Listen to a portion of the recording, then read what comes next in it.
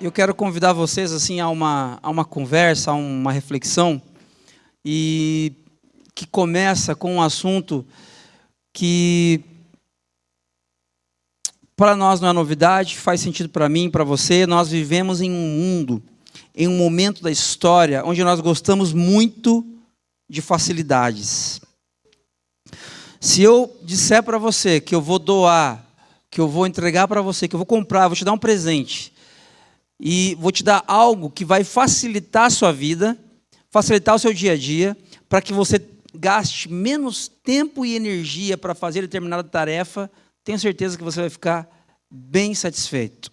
Nós vivemos em um tempo da história onde nós amamos, nós privilegiamos facilidades. Tudo é projetado para tornar a vida mais fácil, mais rápida, mais confortável. Com um toque na tela, nós pedimos comida, nós transferimos dinheiro, nós buscamos respostas complexas para perguntas difíceis nas IAs da vida. Nós gostamos muito das facilidades do nosso tempo, não é verdade? Você pode reconhecer que os dias estão difíceis, que no passado algumas coisas eram melhores, se você for um pouco saudosista, mas temos muitas facilidades hoje que nossos pais, que nossos avós, bisavós não vivenciaram, não desfrutaram. Isso não está apenas nos aparelhos, isso não está apenas aí no smartphone que você carrega consigo, isso também está na nossa mentalidade. Está na nossa espiritualidade, na maneira como nós nos relacionamos com Deus. Nós queremos facilidades. Prova disso, eu acabei de falar aqui sobre uma campanha nossa para comprar facilidades. Nós queremos facilidades. Nós queremos que esse espaço esteja adequado para você. Nós queremos que a temperatura aqui esteja ok. Nós queremos que as cadeiras estejam confortáveis. Se está vazando barulho das crianças, vamos providenciar uma porta aqui, a prova de som, para que não vaze para cá, e para que elas fiquem bem, para que nós fiquemos bem também. O que nós queremos? Facilidades. Nós amamos isso. Nós amamos, e está tudo bem. Não é necessariamente um problema. Viver bem e lutar para que as facilidades façam parte da nossa vida, isso é humano. Isso é saudável. Mas há um risco sutil, irmãos e irmãs, que eu gostaria de compartilhar com vocês, de nós começarmos a acreditar que seguir a Jesus deve ser sempre confortável.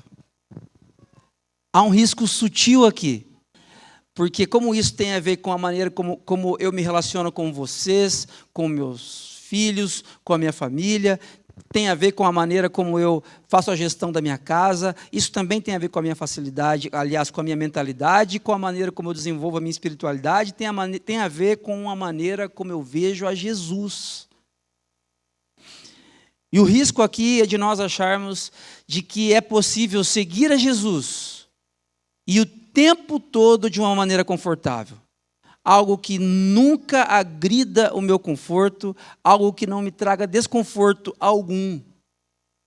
Olha só. A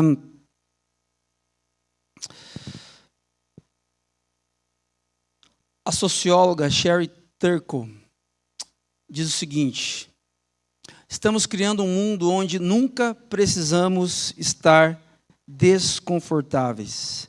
Estamos criando um mundo onde nunca precisamos estar desconfortáveis. De novo, gente, eu gostaria que vocês pensassem um pouquinho nessa conversa que eu estou propondo. Não é necessariamente errado o conforto é uma bênção, é um presente de Deus para nós.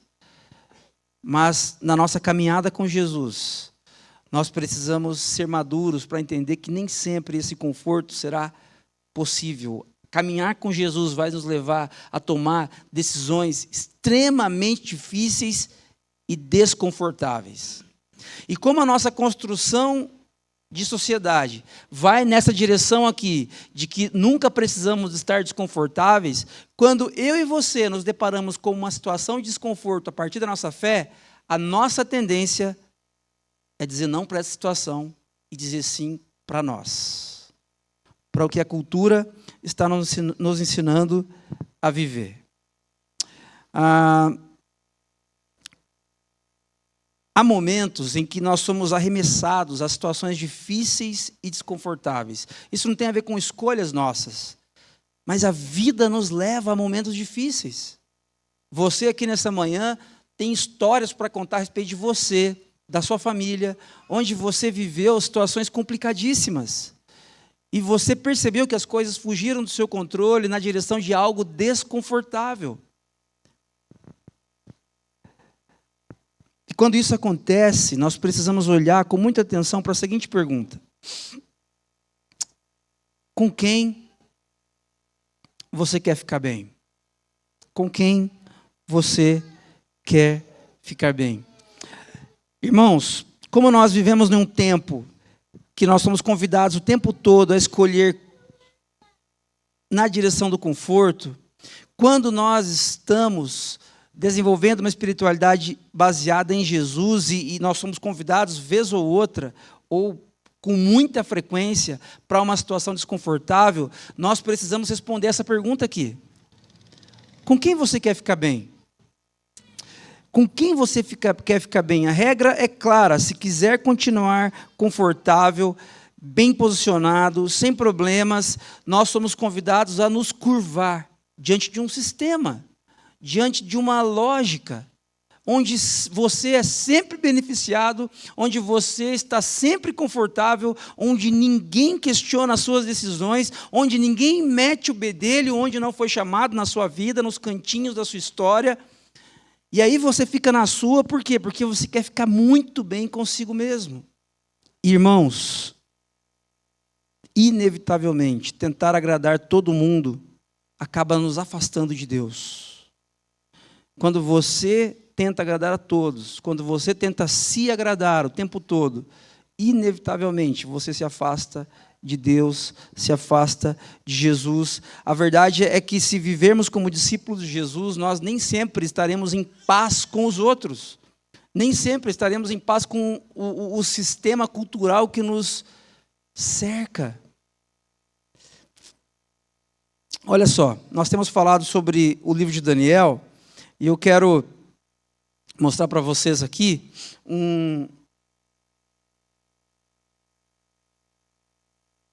Você pode passar para mim, João? Estou com um problema aqui. Hoje não está funcionando aqui esse passador, não sei. A conexão está ruim aqui, Rubim.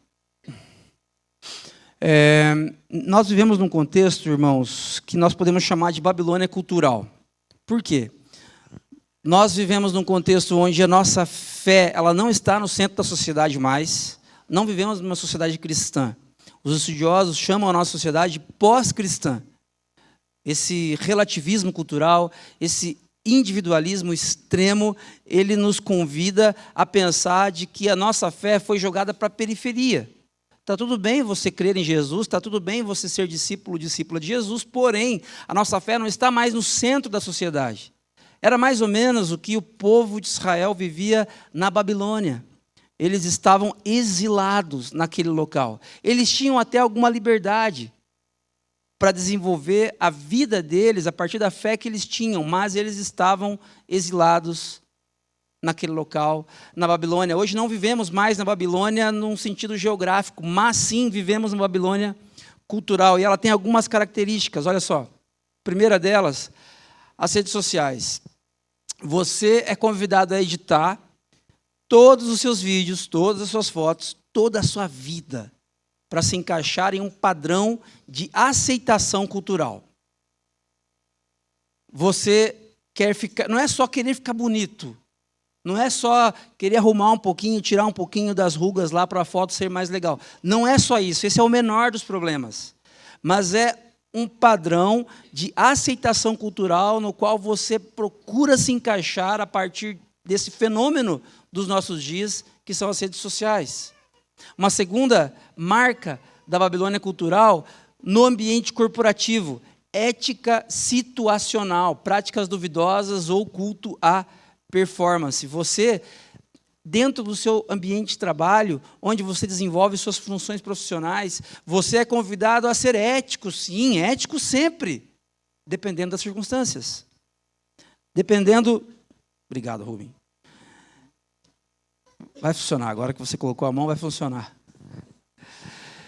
Dependendo da situação que você está, você desenvolve, adota determinada ética. Mas nessa situação aqui que é completamente diferente, você adota uma outra ética. Essa é uma ética situacional. Essa é uma característica, é uma marca da Babilônia cultural. Ainda, no universo acadêmico, quem aqui está no processo de graduação, de pós-graduação, ou já viveu esse contexto, ou é professor acadêmico, sabe que nesse contexto, muito frequentemente, a fé é tratada como superstição ou ignorância. Ou você é um supersticioso, ou você, pior do que isso, você é ignorante demais, e por isso que você acredita nessas coisas. E ainda, cultura do entretenimento, as séries, as músicas, os filmes, tendências, formando nossa visão a respeito do que é bom, bonito, certo e desejável. Que tipo de casa você quer morar? Tenho certeza que tem a ver com influências que você já viu nas séries, que você já viu nos filmes, que você vê nas suas redes sociais, aquele tipo de casa, aquele formato de arquitetura que faz você desejar viver numa casa como aquela. O que é isso? É a cultura do entretenimento moldando os seus gostos, moldando suas preferências. Até certo momento, ok. Até certo ponto, isso não é necessariamente errado. Porém, eu convido vocês nessa manhã a fazermos uma leitura de que essas facilidades, gente, elas nos moldam, elas não são coisas com as quais você tem contato e depois você as larga e continua vivendo a sua vida e a sua fé intacta em Jesus. Não é assim que funciona. A sua fé, ela é moldada por isso aqui. Pelo ambiente onde você está, isso acontece com muita frequência. E é por isso que, nessa manhã, eu quero convidar você a olhar para as facilidades que você tem na sua vida, que você deseja e busca, a olhar para esse contexto que nós vivemos, onde a nossa sociedade ela é hostil à nossa fé. E eu quero convidar você a ficar em pé e ter uma vida madura, uma fé madura. Agora, ficar em pé num cenário onde a sociedade não é regida pelos valores da nossa fé, pode custar caro para nós. Pode nos colocar literalmente na linha de fogo. Na linha de fogo. Irmãos, irmãs, essa série fala sobre vidas de contraste. Porque numa Babilônia cultural, eu e você somos tentados a viver como todo mundo vive. A sonegar imposto como todo mundo sonega. Eu e você somos convidados, somos tentados a relativizar os valores como todo mundo faz. A achar que a instituição, obra de Deus, casamento, passou a ser algo assim, passageiro e que pode mudar conforme o gosto do cliente. Nós somos tentados a pensar como a Babilônia pensa. Você é convidado a negociar os seus valores, não é em algum momento da sua história, não é no ápice da sua vida que você vai ser convidado, vai ser tentado a negociar os seus valores. Você é tentado a negociar os seus valores diariamente. E eu e você somos chamados pelo Espírito Santo nessa manhã a termos uma fé madura. A termos uma fé perfeita? Não. Uma fé madura. Uma fé madura. Nessa série nós estamos olhando para o livro do profeta Daniel. E antes de falarmos sobre o texto base de hoje, eu gostaria de relembrar uma informação importante sobre a qual nós falamos na última semana. Olha só. No livro de Daniel, capítulo 2, a partir do verso 48. O final do livro de Daniel. Esses são os últimos 2 versículos. O texto diz assim: Assim, o rei pôs Daniel em um alto cargo e o cobriu de presentes. Ele o designou governante de toda a província da Babilônia e o encarregou de todos os sábios da província. Além disso, a pedido de Daniel, o rei nomeou Sadraque, Mesaque e Abednego, administradores da província da Babilônia, enquanto o próprio Daniel permanecia na corte real. Para quem não se lembra, no capítulo 2, Nabucodonosor, o rei da Babilônia, ele tem um sonho.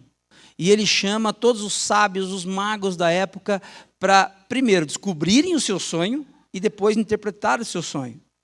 E eles não conseguem fazer isso, mas Daniel consegue. E porque Daniel descobre o sonho, Deus revela a Daniel, e Daniel interpreta o sonho, acontece isso aqui. O rei pôs Daniel em um alto cargo e o cobriu de presentes. E não apenas isso, a pedido de Daniel, o rei nomeou Sadraque, Mesaque e Abednego administradores da província da Babilônia. Para quem não lembra, Sadraque, Mesaque e Abednego são os nomes babilônicos de Ananias, Misael e Azarias. Esses nomes, esses jovens, eles são de Israel e foram deportados para o exílio na Babilônia. Eles cresceram aprendendo sobre o Deus de Abraão, de Isaque e de Jacó. Eles cresceram aprendendo de que Deus é o Criador de todas as coisas e de que o caos que existe no mundo é fruto do pecado. Eles cresceram tendo uma cosmovisão moldada, pautada por aquilo que eles tinham como palavra de Deus naquele contexto. Porém, agora eles vivem na Babilônia. E a espiritualidade deles na Babilônia é apenas mais uma. Muito parecido com o contexto que eu e você vivemos. Agora, preste atenção nisso. O rei nomeou Sadraque, Mesaque e Abednego administradores da província da Babilônia. Nesse contexto, eles têm uma posição de influência, conforto e segurança. Se vocês pensarem em facilidades, como a gente começou a nossa conversa aqui nessa manhã, eles estavam vivendo um contexto de facilidades. No império mais poderoso da época, eles eram administradores. Possivelmente, eles se alimentavam muito bem. Possivelmente, eles tinham algumas regalias de uma série de pessoas ali subalternas a eles. Eles tinham bons sofás, boas camas, bons tecidos, os melhores travesseiros da época, uma vida confortável em todos os sentidos. Por quê? Porque o rei os nomeou a partir do que Daniel tinha feito, administradores da província da Babilônia. Guardem isso aqui, gente. A gente continua agora, a gente vai para o capítulo 3 do livro do profeta Daniel, capítulo 3, a partir do verso 1. Acompanhem comigo, por favor. O rei Nabucodonosor fez uma imagem de ouro de 60 côvados de altura, por 6 côvados de largura, e a ergueu na planície de Dura, na província da Babilônia. Depois convocou os sátrapas, os prefeitos, os governantes, os conselheiros, os tesoureiros, os juízes, os magistrados e todas as autoridades provinciais para assistirem à dedicação da imagem que mandara erguer. Presta atenção, gente, para aqui, olha só. Quem que foi convocado? Sátrapas, prefeitos, governadores, conselheiros, tesoureiros, juízes, magistrados e todas as autoridades provinciais. Só gente boa, ok? As autoridades, gente importante da época, gente importante naquele contexto do Império Babilônico, foi convidado para algo muito especial. Um trabalho fantástico que seria feito, que seria a inauguração daquela imagem que Nabucodonosor mandara erguer. Ok? E dentre as autoridades provinciais, quem que estava? Sadraque, Mesaque, Abednego. Ok? Então, não é muita gente, eu não sei se você lembra bem desse texto, das histórias que você ouviu quando era criança, a respeito desse texto. Às vezes a gente tem a impressão de que estava assim, toda a população do Império Babilônico em pé para se curvar diante dessa grande estátua. Não. Quem foi chamado aqui foram os importantes, foram as autoridades da época, ok? E Sadraque, Mesaque e Abednego eram autoridades provinciais. O texto continua. Assim, todos eles se reuniram para a dedicação da imagem que o rei Nabucodonosor mandara erguer e ficaram em pé diante dela. Então o arauto proclamou em alta voz: esta é a ordem que é dada a vocês, ó povos, nações e línguas. Quando ouvirem o som da trombeta, do pífaro, da cítara, da harpa, do saltério, da flauta dupla e de toda espécie de música, prostrem-se em terra e adorem a imagem de ouro que o Nabucodonosor ergueu. Quem não se prostrar em terra e não adorá-la será lançado imediatamente em uma fornalha em chamas. Por isso, logo que ouviram o som da trombeta, do pífaro, da cítara, da harpa, do saltério, de toda espécie de música, os homens de todos os povos, nações e línguas prostraram-se em terra e adoraram a imagem de ouro que o rei Nabucodonosor mandara erguer.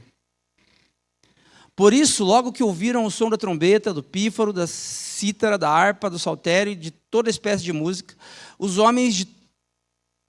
Opa, repetiu ali lá embaixo. Nesse momento, alguns astrólogos se aproximaram e denunciaram os judeus, dizendo ao rei Nabucodonosor: ó rei, vive para sempre. Tu emitiste um decreto, ó rei, ordenando que todo aquele que ouvisse o som da trombeta, do pífaro, da cítara, da harpa, do saltério, da flauta dupla, de toda espécie de música, se prostrasse em terra e adorasse a imagem de ouro. E que todo aquele que não se prostrasse em terra e não a adorasse seria lançado em uma fornalha em chamas. Mas há alguns judeus que nomeaste para administrar a província da Babilônia, Sadraque, Mesaque e Abednego, que não dão ouvidos a ti, ó rei, não prestam culto aos teus deuses, nem adoram a imagem de ouro que mandaste erguer. Presta atenção, gente. Vidas que contrastam, elas chamam a atenção em função de decisões que tomam em dias difíceis.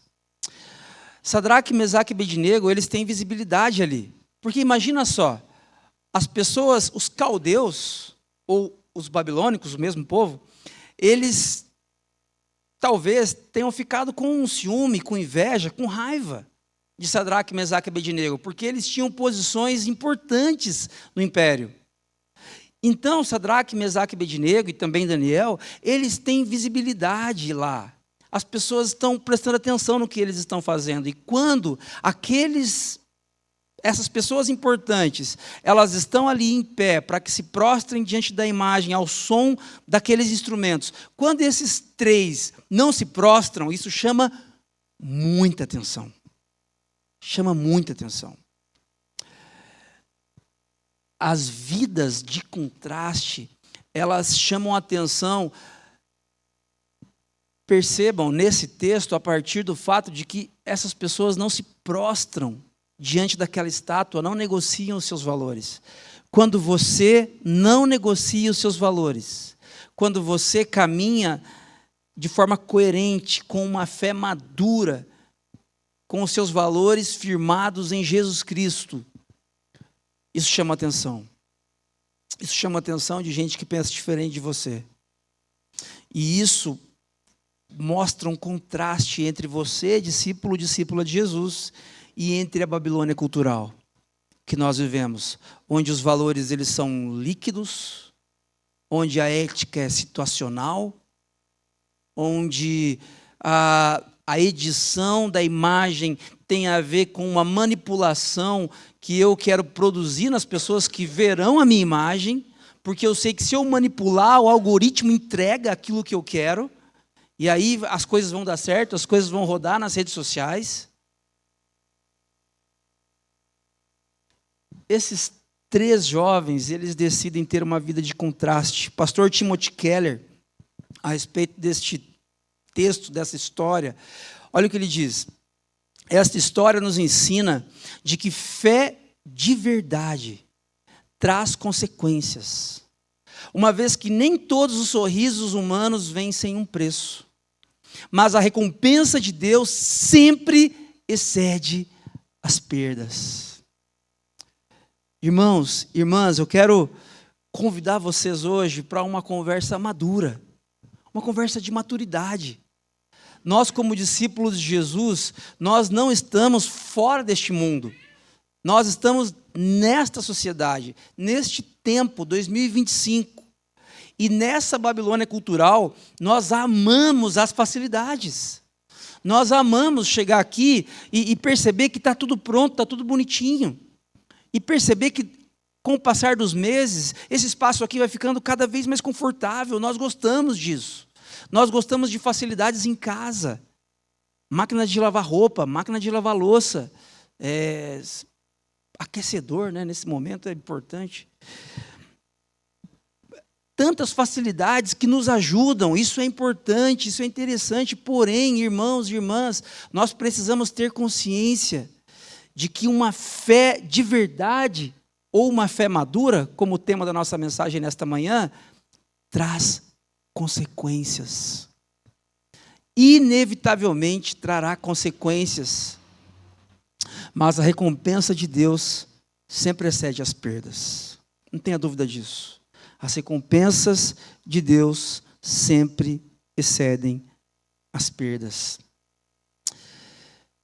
Diante desse cenário, dessa história, eu queria destacar com vocês duas coisas. Duas coisas que são características de pessoas que optam por viver de forma contrastante e com uma fé madura. Essas pessoas percebem, primeiro, que a fornalha não é opcional. A fornalha não é opcional. Nós, diante desse cenário de facilidades que nós vivemos, diante de uma formatação que talvez eu e você tenhamos recebido do meio gospel, nós tendemos a acreditar que ser discípulo de Jesus é tudo ir bem o tempo todo. Fazer parte de uma comunidade cristã é você acreditar em Deus e a partir dali, como filha do rei, você desfrutar de tudo que há de bom nessa terra e nada mais vai acontecer de ruim com você, seus filhos não ficarão doentes, seu casamento não terá problemas, você não terá grandes discussões com seu esposo, com sua esposa, você ganhará dinheiro, você saberá gerir esses recursos, tudo com você vai acontecer bem. Por quê? Porque você é servo de Deus. Essa é a característica, esse tipo de pensamento é uma característica de uma fé imatura. Uma fé imatura. Todos nós já passamos por isso. Você talvez já pensou um pouquinho nessa direção, já achou que fosse assim, e está tudo bem. Deus tem paciência com a gente. Jesus tem paciência com a gente, mas essa é uma característica de uma fé imatura. Uma fé madura sabe de que a fornalha não é opcional. Nós passaremos por dias difíceis. Nós passaremos por lutas. Olha só o que o texto diz para a gente. A partir do verso 13. Furioso com o fato dos 3 não terem se prostrado diante da imagem, Nabucodonosor mandou chamar Sadraque, Mesaque e Abednego. Assim que eles foram conduzidos à presença do rei, Nabucodonosor lhes disse: é verdade, Sadraque, Mesaque e Abednego, que vocês não prestam culto aos meus deuses, nem adoram a imagem de ouro que mandei erguer? Agora, pois, quando vocês ouvirem o som da trombeta, do pífaro, da cítara, da harpa, do saltério, da flauta dupla e de toda espécie de música, se vocês se dispuserem a prostrar-se em terra e adorar a imagem que eu fiz, será melhor para vocês. Quem já ouviu uma frase mais ou menos assim? Se você não assinar esse documento, se você não entrar nisso aqui, é melhor que você faça isso. Escuta o meu conselho.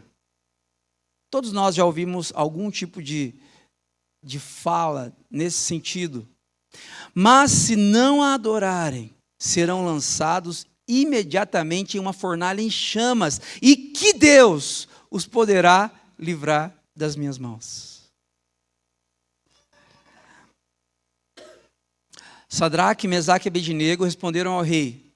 Gente, presta atenção nisso. Se concentrem na resposta que esses jovens, que deveriam ter 16, 17, 18, 19 anos, jovens, dão ao rei. Ó Nabucodonosor, não precisamos defender-nos diante de ti. Se formos lançados na fornalha em chamas, o Deus a quem servimos pode livrar-nos, e ele nos livrará das tuas mãos, ó rei. Mas se ele não nos livrar, sabe, ó rei, que não serviremos aos teus deuses, nem adoraremos a imagem de ouro que mandaste erguer. Presta atenção que a preocupação deles não é com a fornalha. Presta atenção. A preocupação deles é de serem livrados das mãos do rei. Eles sabem o que está em jogo. O que está em jogo aqui não é a vida deles, ir ou não para a fornalha.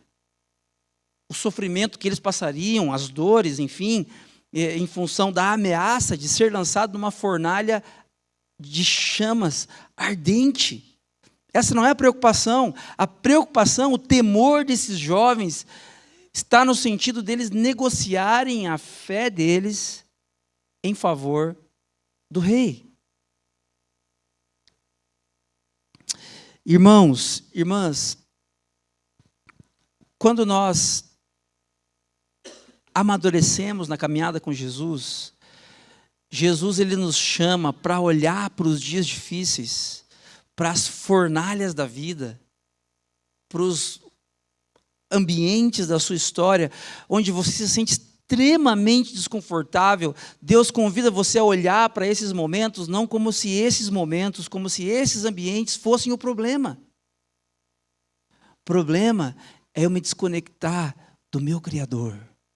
O problema é quando você, para não ir para a fornalha em chamas, você abre mão da sua fé e se alia com a Babilônia cultural. Isso é um problema. Isso é um problema que eu e você enfrentamos diariamente. Ah, mas eu não quero ficar doente, eu não quero que falte recursos na minha casa, eu não quero que o meu casamento vá por água abaixo. Deus me livre se isso acontecer. O maior problema que eu e você podemos enfrentar é a desconexão para com Deus. Para todos os outros problemas, para todas as outras fornalhas, nós precisamos ter a consciência, a maturidade de entender que essas fornalhas elas não são opcionais, elas vão acontecer. Quantas fornalhas você já enfrentou? Quantas fornalhas eu já não enfrentei? Nós não enfrentamos e percebemos que caminhar com Jesus não significa isenção de problemas. O teólogo R.C. Sproul, a respeito disso, diz o seguinte: ser cristão não nos isenta do sofrimento. Pelo contrário, o sofrimento é uma ferramenta que Deus usa para nos conformar à imagem de seu Filho. Ninguém quer sofrer. Ninguém aqui fala assim, puxa, interessante, então agora eu vou começar a orar por Deus pedindo pelo sofrimento. Não é assim.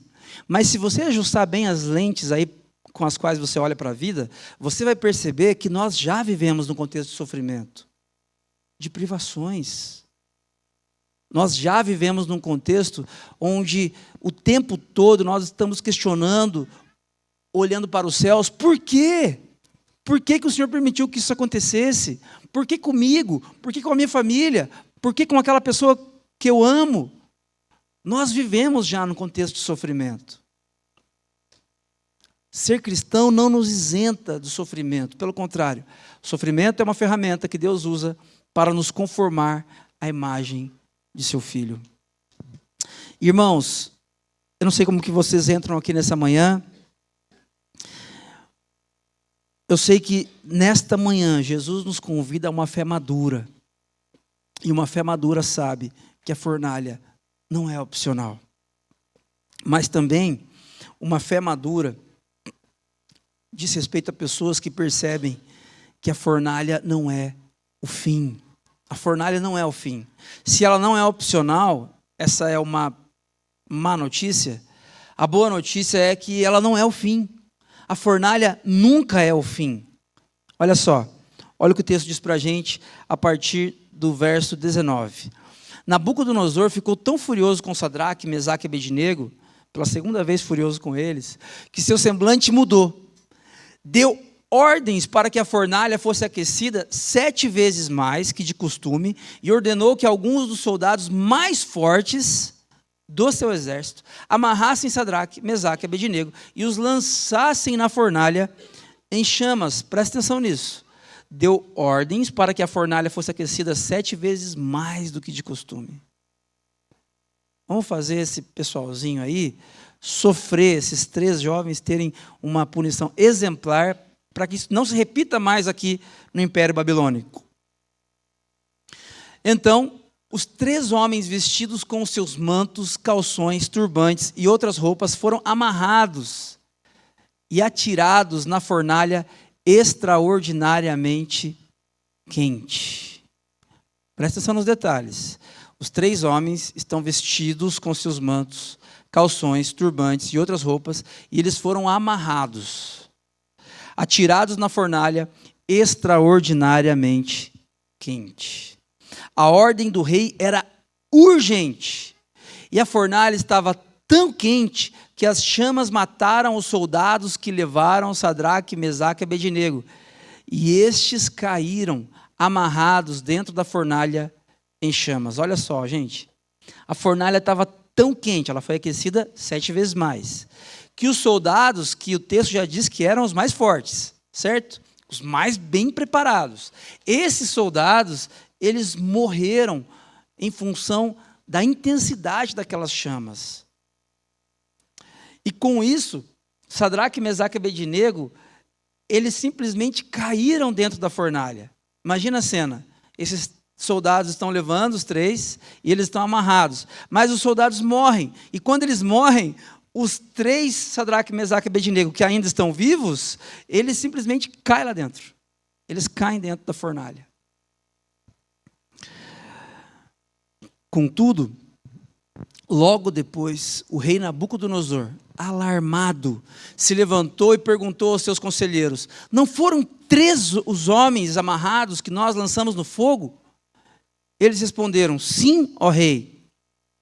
O rei, porém, exclamou: olhem, estou vendo 4 homens desamarrados e ilesos, andando no meio do fogo, e o quarto se parece com um filho dos deuses. Irmãos, nós nunca estamos sozinhos na provação.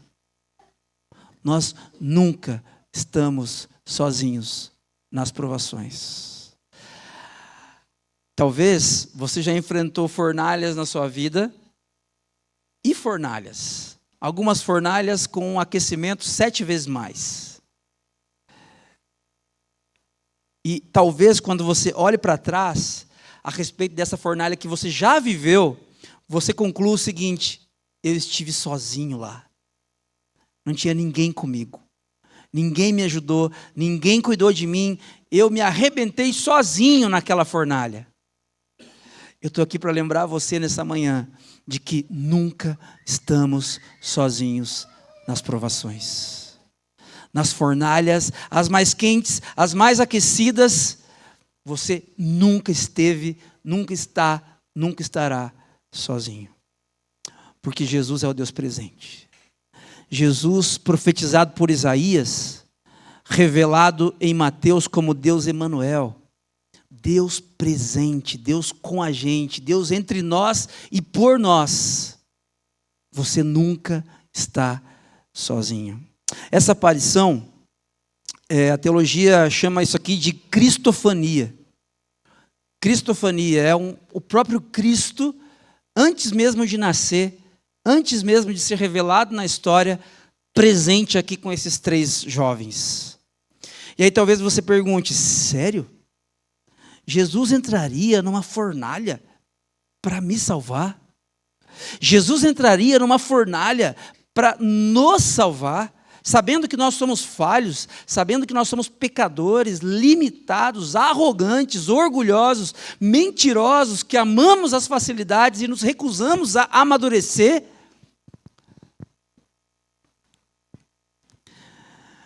Sim, quando Jesus entregou a sua vida na cruz, Jesus estava entrando na maior fornalha da história, na mais quente da história, na mais absurda e aquecida da história,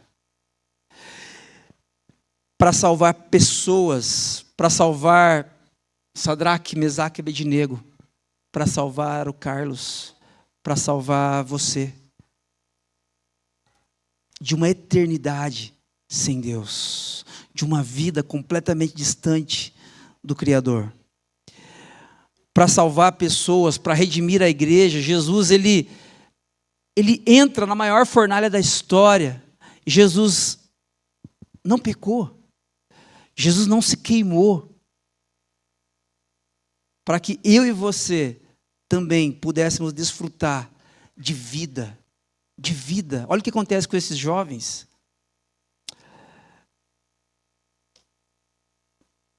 O texto continua. Nabucodonosor aproximou-se da entrada da fornalha em chamas e gritou: Sadraque, Mesaque e Abednego, servos do Deus Altíssimo, saiam, venham aqui. Então Sadraque, Mesaque e Abednego saíram do fogo. Os sátrapas, prefeitos, governadores, os conselheiros do rei se juntaram em torno deles e comprovaram, olha só, que o fogo não tinha ferido o corpo deles. Nenhum só fio de cabelo tinha sido chamuscado. Os seus mantos não estavam queimados e eles não cheiravam a fumaça. Sabe o que é isso aqui? Isso aqui é a presença do quarto homem na fornalha. Quando nós enfrentamos as fornalhas da vida, as dificuldades, as lutas, os sofrimentos, mas nós sabemos que esse sofrimento ele não é opcional, a fornalha não é opcional, mas nós também sabemos que a fornalha não é o fim. Jesus nos tira desses ambientes, Ele entra conosco, Ele nos livra desses ambientes, e a gente olha para trás e fala, uau, nem cheiro de fumaça. Deus cuidou de tudo. É isso que Jesus faz comigo e com você. O fogo não tinha ferido o corpo deles. E olha só que interessante, irmãos. Nabucodonosor então disse: Louvado seja o Deus de Sadraque, Mesaque e Abednego, que enviou o seu anjo e livrou os seus servos. Eles confiaram nele, desafiaram a ordem do rei, preferindo abrir mão da própria vida e servir e adorar a outro Deus que não fosse seu próprio Deus. Olha só, acompanhe comigo. Se você voltar para o versículo 15, existe uma pergunta ali que ecoa no começo dessa história. Se não adorarem a imagem, Nabucodonosor está dizendo, vocês serão lançados imediatamente em uma fornalha em chamas.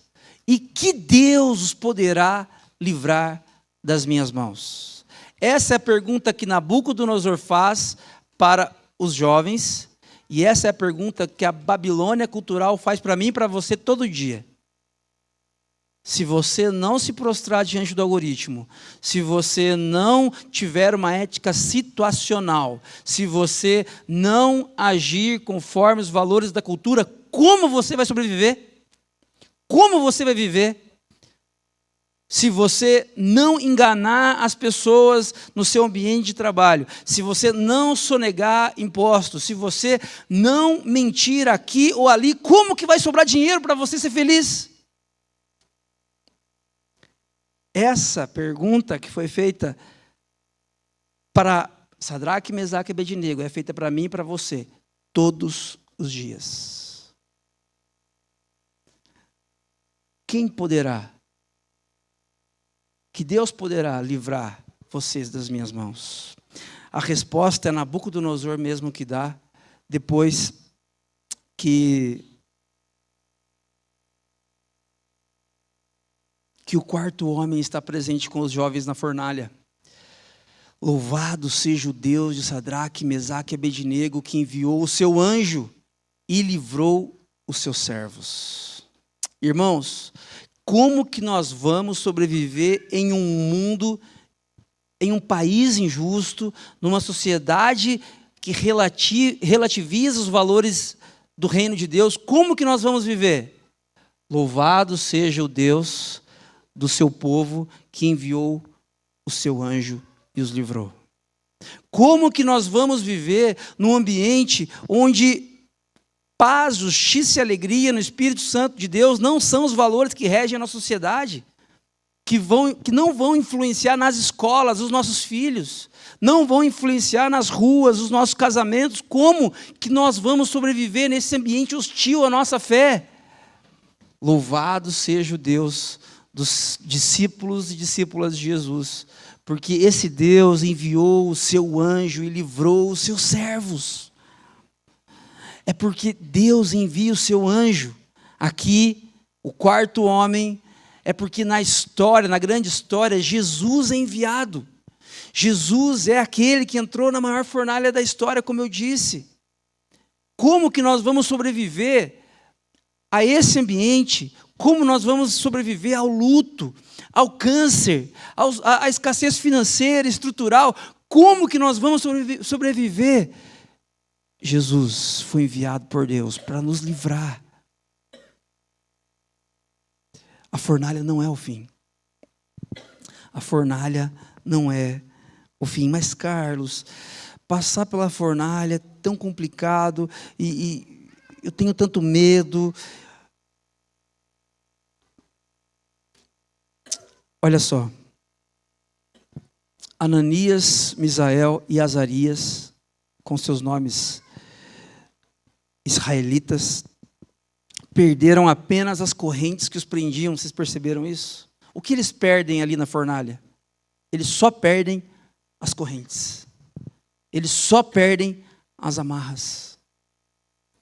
Os servos de Deus não perdem nada em seus sofrimentos, a não ser as amarras da corrupção e do pecado.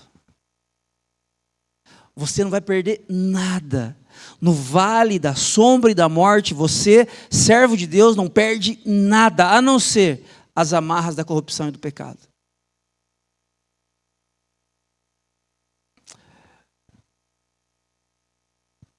Eu não sei como que está o seu coração nessa manhã a respeito da sua fé, mas eu gostaria de convidar você a dar passos maduros, passos de maturidade para o desenvolvimento da sua fé baseada em Jesus.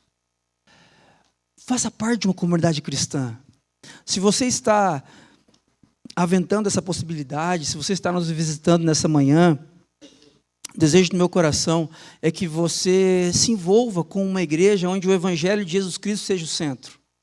Pode ser essa comunidade aqui, pode ser uma outra comunidade amiga, outras igrejas de outras cidades.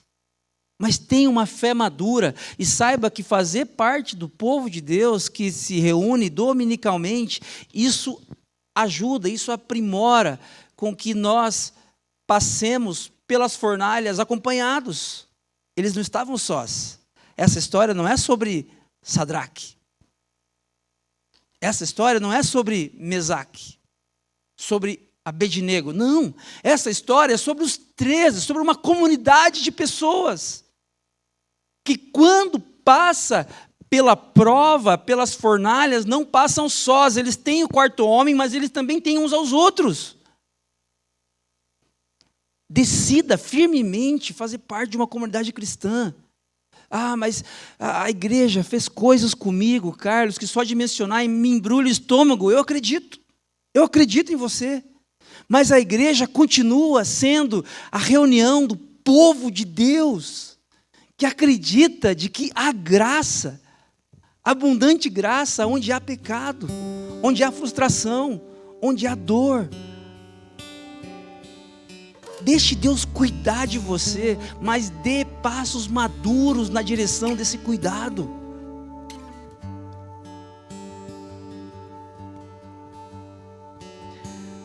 Não é você que se livra da fornalha. Ah, mas eu não sei como vai ser. A hora que chega, eu vou ter que tomar algumas decisões e saiba que você vai ter que tomar decisões. A fé em Jesus é uma fé que precisa ser madura. As facilidades são importantes. É legal termos comodidades e facilidades em casa, em nossa residência.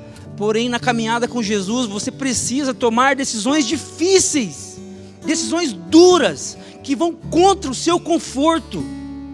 Jesus disse que quem quisesse segui-lo, necessitaria tomar a cruz e segui-lo. Tomar a cruz significa, saiba, a fornalha não é opcional. Você vai passar por fornalhas, vai passar por dias difíceis, mas eu estarei com você todos os dias. Todos os dias, essa é a promessa do Deus presente. Deus Emanuel, você não está sozinho, você não está sozinha.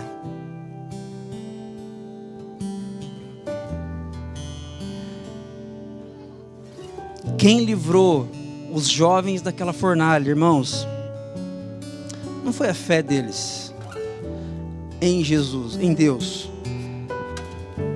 A fé deles em Deus mostra para nós que eles estavam em Deus independentemente da fornalha. Eles poderiam ter sido tostados naquela fornalha e eles estariam eternamente em Deus. Mas quem os livrou da fornalha, diante da história que nós conhecemos aqui, foi o anjo enviado por Deus. Quem livra você das suas fornalhas é Jesus. Eu não sei o que fazer, eu não sei como gerir essa situação, não sabemos mesmo, não temos ideia de como sair de algumas situações. Mas essa é uma missão que Jesus cumpre. É Ele que nos livra das fornalhas da nossa história. O que a gente pode levar para casa, para a gente pensar, refletir, hoje e durante a semana?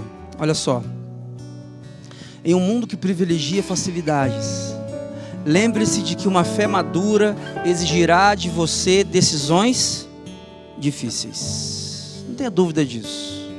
Olhe para isso aqui com amor, porque uma criança tem muita dificuldade de entender que tomar um medicamento é um gesto de amor que os seus pais estão tendo para com ela, não é verdade?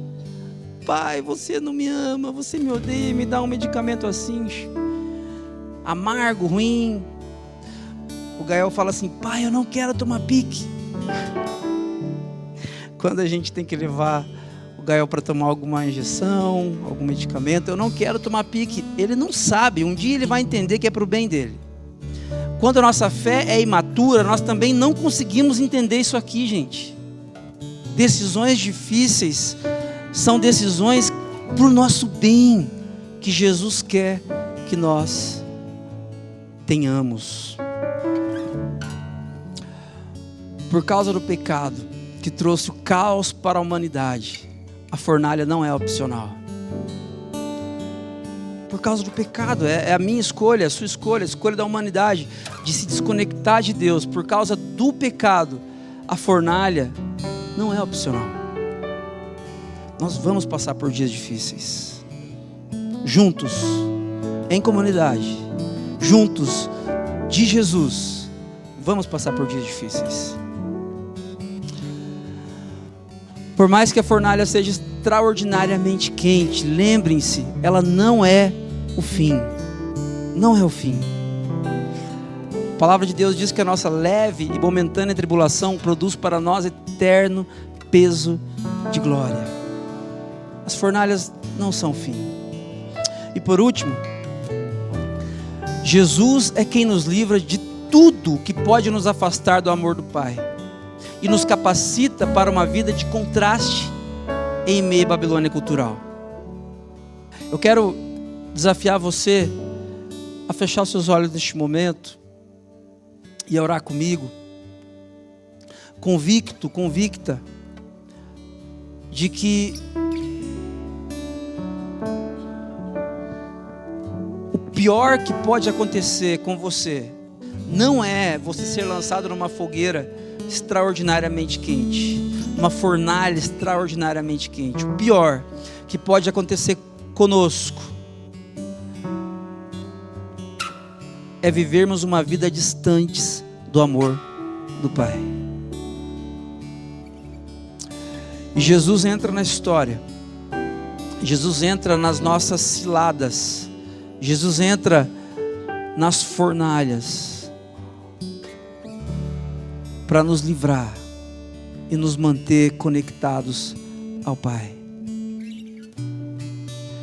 Jesus nos capacita por meio do seu Espírito para que vivamos uma vida não pautada pelos valores da Babilônia, mas para que vivamos vidas de contraste, como os jovens Sadraque, Mesaque e Abednego, que não se prostraram diante da estátua.